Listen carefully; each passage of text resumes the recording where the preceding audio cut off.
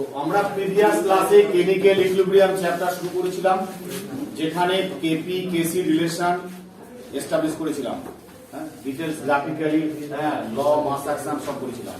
আজকে আমরা শুরু করব ইকুইলিব্রিয়াম কনস্ট্যান্ট के केसी और केपी কেমিক্যাল প্রপার্টিজ গুলো, ওদের ক্যারেক্টারিস্টিক কি আছে, অর্থাৎ সাম্য ধ্রুবকের বৈশিষ্ট্য, বুঝলে? কেমিক্যাল প্রপার্টিজ আর ফিজিক্যাল প্রপার্টিজ নয়, ক্যারেক্টারিস্টিক। ফার্স্ট পয়েন্ট হচ্ছে যে কোনো কেমিক্যাল রিঅ্যাকশন রিভার্সিবল হতে হবে, just like A plus B reversible, C plus D. এই ধরনের কোন রিভার্সিবল রিঅ্যাকশনে একটা কেসি বা কেপির ভ্যালু থাকবে। তাহলে কেসির ভ্যালু কি হবে? Concentration of C, concentration of D, concentration of A, concentration of B. অর্থাৎ কেসি বা কেপির ভ্যালু সবসময় fixed, that is equilibrium constant. এবার যেটা বলতে চাইছি আমরা, এই কেসি বা কেপির ভ্যালুটা কোন কোন ফ্যাক্টরের উপর ডিপেন্ডস করে। জেনারেলি কোন রিঅ্যাকশন যদি রিভার্সিবল রিঅ্যাকশনে আমরা টেম্পারেচার ইনক্রিজ করি, তাহলে কেপি বা কেসির ভ্যালুটা চেঞ্জ হয়ে যায়। যে কোনো ডেফিনিট টেম্পারেচারে কেপি বা কেসির ভ্যালু অলওয়েজ ফিক্সড, অর্থাৎ স্থির তাপমাত্রায় কেপি বা কেসির ভ্যালু নির্দিষ্ট। যদি টেম্পারেচার চেঞ্জ করি, তাহলে কেপি বা কেসির ভ্যালু চেঞ্জ হবে। টেম্পারেচার চেঞ্জ করলে, তাহলে ফার্স্ট পয়েন্ট হচ্ছে temperature. definite temperature at definite temperature Kp and Kc always constant are। অর্থাৎ কি বোঝাতে চাইলাম? নির্দিষ্ট তাপমাত্রায় সাম্য ধ্রুবকের মানও নির্দিষ্ট। টেম্পারেচার ইনক্রিজ করলে কি হয় না, যে কোনো তাপগ্রাহী বিক্রিয়ার ক্ষেত্রে, তাপগ্রাহী রিঅ্যাকশন, তাপগ্রাহী মানে এক্সোথার্মিক, তাপগ্রাহী রিঅ্যাকশনের ক্ষেত্রে, তাপগ্রাহী বিক্রিয়ার ক্ষেত্রে কেসির মান, কেসি এন্ড কেপির মান বৃদ্ধি পায়। টেম্পারেচার ইনক্রিজ করলে তাপদায়ী বিক্রিয়ার ক্ষেত্রে, তাপদায়ী বিক্রিয়ার কেসি এন্ড কেপি ডিক্রিজ করে। তাহলে যে কোনো নির্দিষ্ট তাপমাত্রায় যে কোনো কেপি বা কেসির মান সর্বদাই নির্দিষ্ট, কিন্তু তাপমাত্রা বৃদ্ধি করলে তাপগ্রাহী বিক্রিয়ার ক্ষেত্রে কেসি বা কেপির মান বৃদ্ধি পায়, আর তাপদায়ী বিক্রিয়ার ক্ষেত্রে তাপমাত্রা বৃদ্ধি করলে কেসি বা কেপির মান কমে যায়। ক্লিয়ার? আচ্ছা, সেকেন্ড পয়েন্ট হচ্ছে প্রেসার, চাপ। সাধারণত যে সকল রিঅ্যাকশনের ক্ষেত্রে ডেল্টা এন ইকুয়াল টু 0, অর্থাৎ যাদের গ্যাসিয়াস হতে হবে, যাদের ডেল এন জি 0, অর্থাৎ যে সমস্ত বিক্রিয়ার ডান দিকের মোল সংখ্যার সমষ্টি মাইনাস বাম দিকের মোল সংখ্যার সমষ্টির পার্থক্যটা 0 হবে, তাদের কেসি বা কেপির উপর চাপের প্রভাবটা ডিপেন্ড করবে না। অর্থাৎ চাপ বাড়াই বা চাপ হ্রাস করি, যাই করি না কেন, তখন কেপি বা কেসির মানটা কোনো চেঞ্জ হবে না। এক নম্বর এ পয়েন্ট এটা হলো। বি পয়েন্ট হচ্ছে যদি delta n g equal negative value হয়, তাহলে সবসময় কি হয়, ফরওয়ার্ড রিঅ্যাকশন বেড়ে যায়, বুঝছে? Rate of forward reaction increases. এটা এভাবে না লিখে rate of forward reaction increases. আর সি পয়েন্ট হচ্ছে ডেল এনজি যদি পজিটিভ ভ্যালু হয়, তাহলে ব্যাকওয়ার্ড রিঅ্যাকশন ইনক্রিজ করে। তিন ধরনের রিঅ্যাকশন টাইপ আছে। প্রেসারের উপর কিরকম ডিপেন্ডেন্ট? যদি কোনো রিভার্সিবল রিঅ্যাকশনের ক্ষেত্রে আমরা ডেল এনজির ভ্যালুটা যদি 0 পাই, তাহলে প্রেসার ইনক্রিজ করলে তার কেপি বা কেসির ভ্যালু কোনো চেঞ্জ হবে না। ক্লিয়ার? আর যদি ডেল্টা এনজি নেগেটিভ হয়, তাহলে ফরওয়ার্ড রিঅ্যাকশনটা বেড়ে যাবে। ফরওয়ার্ড রিঅ্যাকশন বেড়ে যাওয়া মানে কি, কেপি বা কেসির মানটা গ্রেটার দেন 1 হয়ে যাবে, বুঝছে? আর যদি ডেল এনজি পজিটিভ হয়, ব্যাকওয়ার্ড রিঅ্যাকশন বেড়ে গেল। ব্যাকওয়ার্ড রিঅ্যাকশন বেড়ে যাওয়া মানে কেসির মানটা, কেসি বা কেপির মানটা লেস দেন 1 হয়ে যাবে। ক্লিয়ার? এই হচ্ছে তিনটে পয়েন্ট। তাহলে ফার্স্ট পয়েন্ট বললাম টেম্পারেচারের উপর ডিপেন্ডেন্ট, কিরকম প্রেসারের উপর ডিপেন্ডেন্ট, ক্লিয়ার। আর থার্ড পয়েন্ট হচ্ছে ক্যাটালিস্ট, ক্যাটালিস্ট বা অনুঘটক।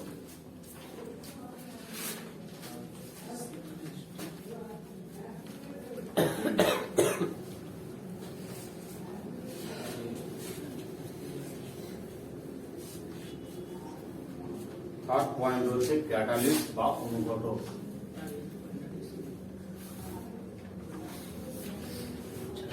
ক্যাটালিস্ট বা অনুঘটক, তো যে কোনো রিভার্সিবল রিঅ্যাকশনের ক্ষেত্রে যখন আমরা ক্যাটালিস্ট বা অনুঘটক অ্যাড করব তখন তার রেট অফ রিঅ্যাকশন ইনক্রিজ করবে। তাহলে রেট অফ রিঅ্যাকশন ইনক্রিজ করলে তার কেপি বা কেসি ভ্যালুর কোনো চেঞ্জ হবে না। কেন বলতে চাইছি, ধর যে কোনো একটা reaction, suppose N2 plus 3H2 reversible 2NH3, এই কেমিক্যাল রিঅ্যাকশনের ক্ষেত্রে যদি আমরা ক্যাটালিস্ট ইউজ করি তাহলে এটা কি হচ্ছে ফরওয়ার্ড রিঅ্যাকশন, এটা হচ্ছে ব্যাকওয়ার্ড রিঅ্যাকশন। ফরওয়ার্ড রিঅ্যাকশনটা যতটা ইনক্রিজ করবে ব্যাকওয়ার্ড রিঅ্যাকশনটা ততটা ইনক্রিজ করবে। সেই কারণে কেসি এন্ড কেপির ভ্যালু কোনো রকম চেঞ্জ হবে না। কেসি বা কেপির ভ্যালুটা চেঞ্জ হতো যদি অনলি ফরওয়ার্ড রিঅ্যাকশনটা ইনক্রিজ করছে, ব্যাকওয়ার্ডটা ডিক্রিজ করছে, তাহলে কেসি বা কেপির ভ্যালুটা চেঞ্জ হয়ে যেত। তাহলে কোনো বিক্রিয়ার ক্ষেত্রে অনুঘটক যোগ করলে কখনোই কেসি বা কেপির ভ্যালু কোনো ডিস্টার্ব হয় না। কেন হয় না? না, অনুঘটক যোগ করলে ফরওয়ার্ড রিঅ্যাকশনটা যতটা বৃদ্ধি পায় ব্যাকওয়ার্ড রিঅ্যাকশনটা ঠিক ততটাই। কেন বলতো? কে সমান কি? কে সমান হচ্ছে কেএফ বাই কেবি।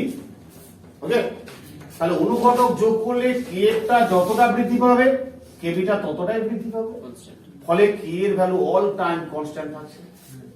তাই যে কোনো বহুমুখী বিক্রিয়ার ক্ষেত্রে অনুঘটক যোগ করলে সাম্য ধ্রুবকের ইকুইলিব্রিয়াম কনস্ট্যান্টের ভ্যালু কোনো চেঞ্জ হয় না, অল টাইম কনস্ট্যান্ট থাকে। ঠিক আছে, তাহলে এর রোলটা কি অনুঘটকের? অনুঘটকের রোল হচ্ছে রিঅ্যাকশন ক্যাটালিস্ট অ্যাড না করলে যা রেট অফ রিঅ্যাকশন ছিল, আর ক্যাটালিস্ট অ্যাড করলে রেট অফ রিঅ্যাকশন অনেকটা এনহ্যান্স হয়ে যায়, অনেকটা বেড়ে যায়। বুঝলে? অর্থাৎ অনুঘটক যোগ করলে বিক্রিয়ার সম্মুখ বিক্রিয়ার হার যেমন বৃদ্ধি পায়, অ্যাজ ওয়েল অ্যাজ বিপরীতমুখী বিক্রিয়ার হারও বৃদ্ধি পায়। ওভারঅল রিঅ্যাকশনের রেটটা বেড়ে গেল, কিন্তু কেপি বা কেসির মান কোনো ডিস্টার্ব হবে না। ঠিক আছে, 4 নম্বর পয়েন্ট।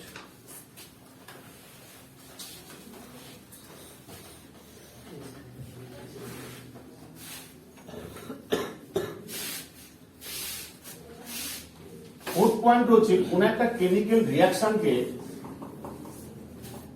আমি যদি রিভার্স লিখি তার ইকুইলিব্রিয়াম কনস্ট্যান্টটাও রেসিপ্রোকাল হয়ে যাবে।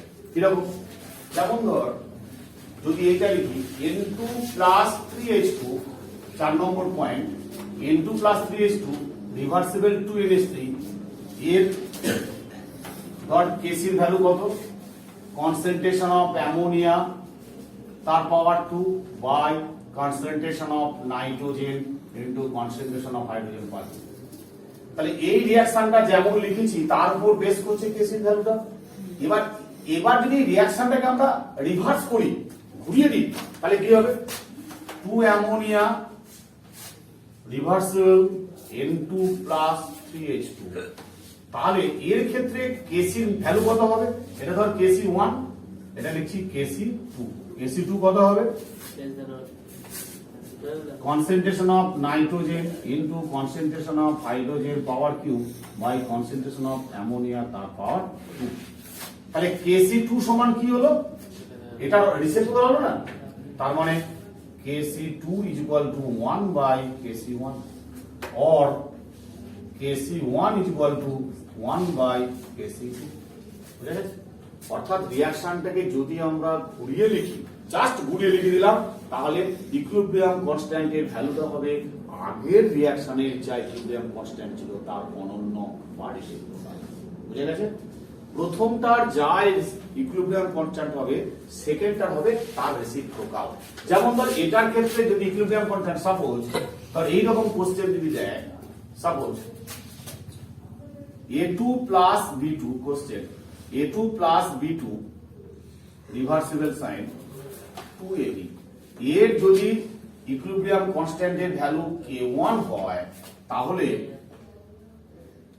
2ab থেকে a2 প্লাস b2 কত হবে 1/k1 সিম্পল তাহলে ঘুরিয়ে দিয়েছি অতএব এর হবে 1/k1 এর সব টাইপ এমসিকিউ যদি রিঅ্যাকশনটাকে ঘুরিয়ে দেওয়া হয় তাহলে তার ইকুইলিব্রিয়াম কনস্ট্যান্ট হবে প্রথম যে ইকুইলিব্রিয়াম কনস্ট্যান্ট ছিল তার রেসিপ্রোকাল বা অনন্য ক্লিয়ার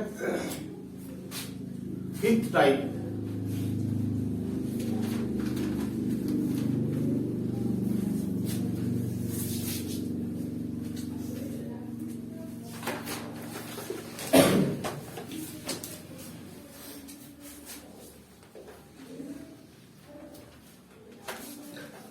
কোন রিঅ্যাকশনকে আমরা যেভাবে লিখব তার ইকুইলিব্রিয়াম কনস্ট্যান্ট ঠিক সেরূপ হবে কোন রিঅ্যাকশনকে আমরা যেভাবে লিখব তার ইকুইলিব্রিয়াম কনস্ট্যান্ট এর ভ্যালু ঠিক সেরূপ হবে কিরকম 5 নম্বর টাইপ যেমন ধর একটা রিঅ্যাকশন ধর N2 plus 3H2 reversible 2NH3 ওকে এর ইকুইলিব্রিয়াম কনস্ট্যান্ট যদি k1 হয় এর ইকুইলিব্রিয়াম কনস্ট্যান্ট যদি k1 হয় তাহলে half N2 plus 3H2 reversible NH3 এর ইকুইলিব্রিয়াম কনস্ট্যান্ট কি হবে ভেরি সিম্পল কোশ্চেনটা কি দেয়া হয়েছে N2 3H2 রিভার্সিবল 2NH3 এই সিস্টেমটা যদি ইকুইলিব্রিয়াম কনস্ট্যান্ট k1 হয় তাহলে এইটার ইকুইলিব্রিয়াম কনস্ট্যান্ট কি হবে এবার দেখো কি বলতে চাইছি এবার ক্যালকুলেশন করো তাহলে এই ক্ষেত্রে k1 সমান কি হলো k1 সমান কনসেন্ট্রেশন অফ অ্যামোনিয়া তার power 2 divided by concentration of nitrogen into concentration of hydrogen তার পাওয়ার কিউ আবার এইটার আমরা কি বের করব ধরে নিচ্ছি সাপোজ k2 ধরে নিলাম k2 বুঝলে তাহলে k2 সমান কি হবে concentration of ammonia divided by concentration of nitrogen তার power half into concentration of hydrogen তার পাওয়ার 3/2 এবার আমি দুটোর মধ্যে একটা রিলেশন তৈরি করতে চাইছি তাহলে এইটাকে বোথ সাইডে স্কয়ার করে দাও স্কয়ার করলে k2 square square to squaring both side তাহলে k2 square is equal to concentration of ammonia square divided by Cn2 into CH2 power 3/2 তাহলে এটা মানে কি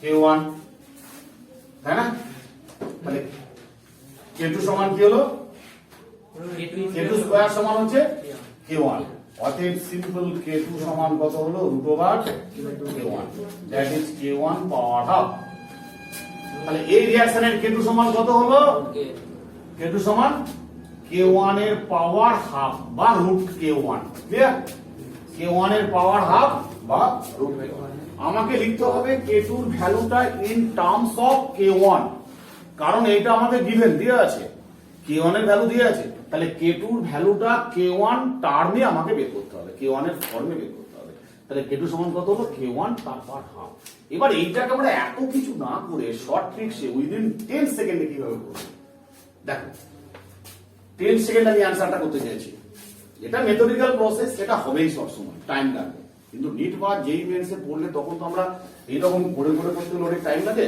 হ্যাঁ তখন আমরা শর্ট ট্রিক্সে উইদিন 10 সেকেন্ডে কিভাবে করব খুব সিম্পল দেখো এটা N2 3H2 gives 2NH3 তার k1 ওকে এবার এই রিঅ্যাকশনটা কিভাবে পেয়েছি আমরা দেখো এটা N2 এটা হাফ N2 এটা 3H2 এটা 3/2H2 এটা 2 মোল অ্যামোনিয়া এটা 1 মোল অ্যামোনিয়া আমরা এখানে কি করে পেয়েছি 1/2 দিয়ে মাল্টিপ্লাই করে এটা পেয়েছি তাই না এটাকে 1/2 দিয়ে মাল্টিপ্লাই করে পেয়েছি না এটা যদি 1 নং সমীকরণ হয় আর এটা যদি 2 নং সমীকরণ হয় 1 নং সমীকরণ থেকে 2 নং সমীকরণ কিভাবে পেলাম হাফ দিয়ে মাল্টিপ্লাই করে ঠিক তাহলে হাফ দিয়ে যদি মাল্টিপ্লাই করে পাই তাহলে প্রথম সমীকরণের যে ইকুইলিব্রিয়াম কনস্ট্যান্ট আছে k1 তার মাথায় যত দিয়ে মাল্টিপ্লাই করব সেই মাথায় ভ্যালুটা চলে আসবে 1/2 বুঝলে যদি আমরা 3/2 দিয়ে মাল্টিপ্লাই করতাম তাহলে K1 এর পাওয়ার আসতো 3/2। যদি আমরা 3 দিয়ে মাল্টিপ্লাই করতাম K1 এর পাওয়ার হতো, আমি বলছি ধর এইটা N2 plus 3H2 reversible 2NH3 এর সাম্য ধ্রুবকের মান হচ্ছে K1। এবার ধর যদি আমি এটাকে এই দিয়ে মাল্টিপ্লাই করি 2N2 plus 6H2 reversible 4 ammonia, তাহলে এর সাম্য ধ্রুবক K2 সমান কত হতো? K1 এর পাওয়ার স্কয়ার। এবার ধর যদি এটাকে 3 দিয়ে মাল্টিপ্লাই করতাম তাহলে কত হতো? K3 সমান হতে K1 পাওয়ার। বুঝা গেছে? আমি রিঅ্যাকশনটাকে যত দিয়ে মাল্টিপ্লাই করে পাবো K এর পাওয়ার ক্লিয়ার হয়েছে? এবার ধর কেসটা এরকম দিল, প্রবলেমটা জাস্ট লাইক প্রবলেম এরকম দিল।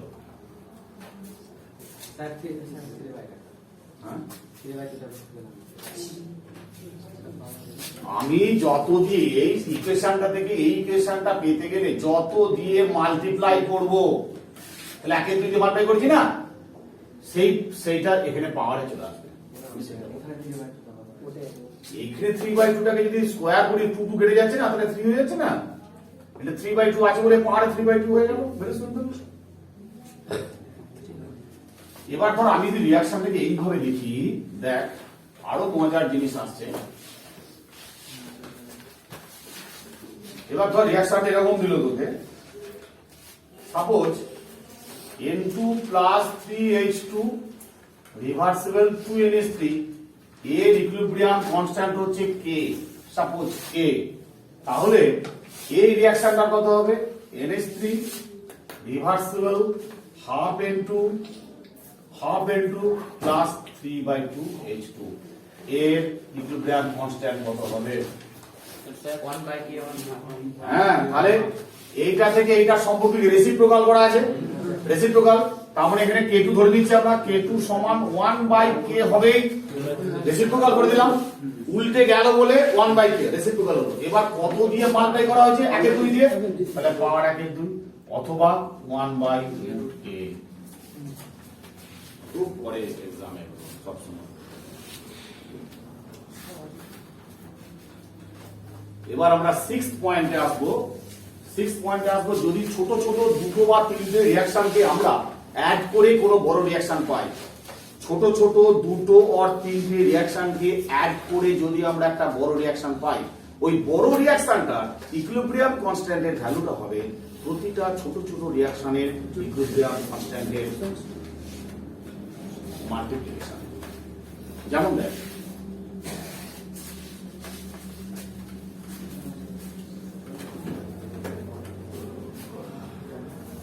একটা রিঅ্যাকশন আমি বলে দিচ্ছি।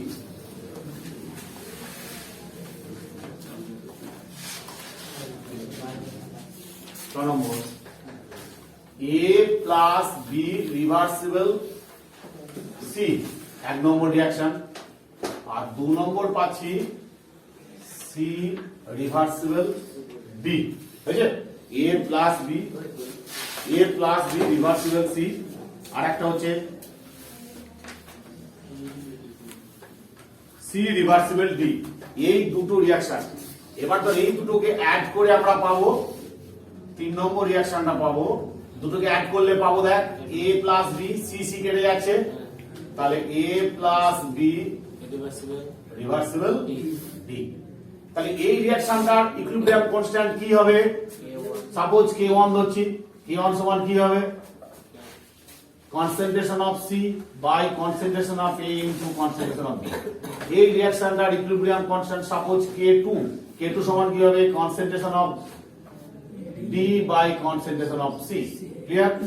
তারপরের যে থার্ড রিঅ্যাকশনটা যেটা আমরা পেয়েছি, দুটো অ্যাড করে, ফার্স্ট এন্ড সেকেন্ড রিঅ্যাকশন দুটো অ্যাড করে যে থার্ড রিঅ্যাকশনটা পেয়েছি, তার যদি আমরা K3 পাই, K3 সমান কত হলো? Concentration of D by concentration of A into concentration of B। এবার দেখ আমি রুলটা কি বলেছি, রুলটা হচ্ছে এই দুটো রিঅ্যাকশনকে যোগ করে অ্যাডিশন করে আমরা 3 নম্বর রিঅ্যাকশন পেয়েছি, বুঝলে? তাহলে 3 নম্বর রিঅ্যাকশন যেটা পেয়েছি তার ইকুইলিব্রিয়াম কনস্ট্যান্ট K3 এর ভ্যালু, এর ইকুইলিব্রিয়াম কনস্ট্যান্টের ভ্যালুটা প্রথম দুটো ইকুয়েশনকে অ্যাড করে পেয়েছি তো, তাহলে প্রথম দুটো ইকুয়েশনের ইকুইলিব্রিয়াম কনস্ট্যান্টের মাল্টিপ্লিকেশন হবে k1 ইনটু k2। বুঝা গেছে কি করে হলো স্যার? দেখ k3 ভ্যালু এবারে এখানে প্রুফটা করছি। k3 সমান কত হবে? এই দুটোকে অ্যাড করে দে, এই গুণ করে দে, গুণ করলে এটা চলে আসবে, আসবেই একদম। তার মানে আমি কি বললাম, ধর যদি চারটে রিঅ্যাকশনকে, হ্যাঁ চারটে রিঅ্যাকশন, এক নম্বর রিঅ্যাকশনে ইকুইলিব্রিয়াম k1, দু নম্বর হচ্ছে k2, তিন নম্বর হচ্ছে k3, বুঝছেন? এবার এই তিনটে অ্যাড করে আমি চার নম্বর রিঅ্যাকশনটা পেলাম, যেটা হচ্ছে k4, বুঝছেন? তাহলে k4 সমান কি হবে? k1 into k2 into k3। বুঝা গেল? এই হয়েছে এই কনসেপ্ট। এই ধরনের একটা প্রবলেম আছে, আমি দিচ্ছি, সেটা লেখ তোরা। খুব important model.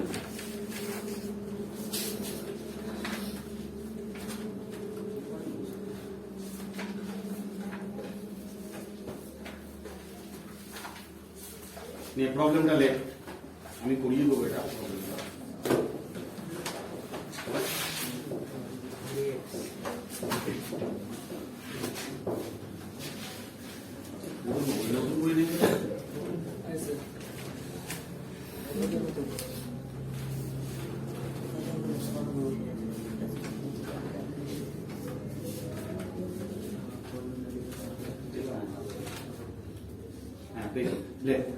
N2 plus O2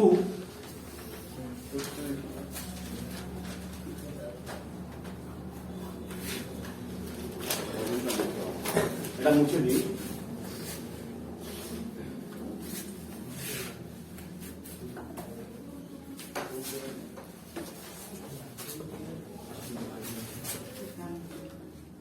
প্রবলেমটা হচ্ছে এক নম্বর reaction N2 plus O2 reversible 2NO, এই রিঅ্যাকশনটার ইকুইলিব্রিয়াম কনস্ট্যান্ট হচ্ছে k1। দু নম্বর রিঅ্যাকশন যেটা হচ্ছে 2NO plus O2 reversible 2NO2, এই রিঅ্যাকশনটার ইকুইলিব্রিয়াম কনস্ট্যান্ট k2। তাহলে দুটো রিঅ্যাকশনের k1 k2 দেয়া আছে। থার্ড রিঅ্যাকশন যেটা NO2 plus NO2 reversible half N2 plus O2, এর ইকুইলিব্রিয়াম কনস্ট্যান্ট k হলে, k যদি হয় তাহলে চারটে অপশন মধ্যে কোনটা correct? A B C D। k equals 1 by k1 into k2 একটা, তারপরে 1 by 2 k1 k2, তারপর 1 by 4 k1 into k2, তারপরে 1 by k1 k2 তার power 2। which is correct answer? দেখো আমাকে চারটে অপশনের মধ্যে যেটা কারেক্ট হবে সেটাকে আমাকে দাগ দিতে হবে। তাহলে এখানে N2 plus O2 2NO এক নম্বর ইকুয়েশন, তাহলে 1 আর 2 কে যদি আমরা অ্যাড করি কি পাবো? 1 plus 2 কে যদি অ্যাড করে দিই কি পাবো? 2NO কেটে যাচ্ছে না, 2NO কেটে গেল। তাহলে N2 plus 2O2, N2 plus 2O2, তাই তো, রিভার্সিবল 2NO2।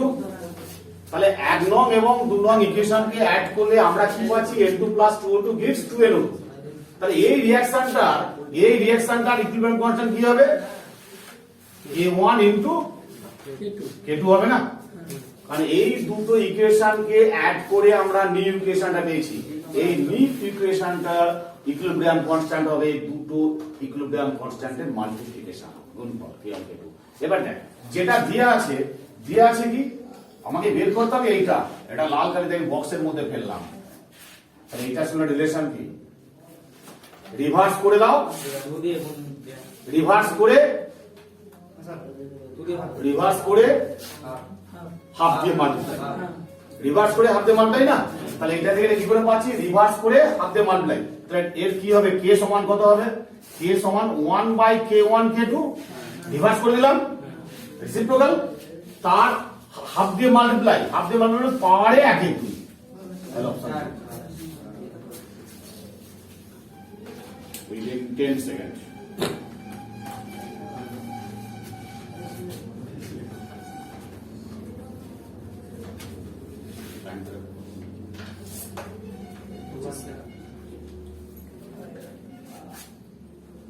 তাহলে এই ধরনের আমার একের বেশি রিঅ্যাকশন থাকলে আমি সিস্টেমেটিক ওয়ে যদি করে নিই তাহলে আমরা ইজিলি উইদিন 10 সেকেন্ডের মধ্যে ইকুইলিব্রিয়াম কনস্ট্যান্টের ভ্যালু বের করতে পারবো। এর চেয়ে সহজ কিছু হতে পারে না। আমি আবার বলছি এই স্টেপটা যেটা দেয়া আছে লাল গাড়িতে বক্স করেছি, তাহলে এটা শুনে এটা রিভার্স রিঅ্যাকশন, রিভার্স করে 1 এর 2 দিয়ে মাল্টিপ্লাই। তাহলে রিভার্স করা মানে 1/k1k2 k সমান 1/k1k2 আর 1 এর 2 দিয়ে মাল্টিপ্লাই করেছি বলে তাহলে পাওয়ারে হাফ চলে গেল। That is D option right. এবার দেখো যে কোনো আমার কি মনে হয় তোমাদের কি মনে হয় ইকুইলিব্রিয়াম কনস্ট্যান্টের কি কোনো একক থাকতে পারে না? সবাই সব স্টুডেন্টই বলবে স্যার কনস্ট্যান্ট টার্ম তো এর কোনো ইউনিট হতে পারে না। তাহলে কথাটা রং। ইকুইলিব্রিয়াম কনস্ট্যান্টের এটা এমন একটা কনস্ট্যান্ট যার ইউনিট থাকবে। ইউনিট থাকবে কি থাকবে না সেটা ডিপেন্ডস করছে রিঅ্যাকশনটা কি করে নিয়েছো তার উপর ডিপেন্ডস করছে। তাহলে ইউনিট অফ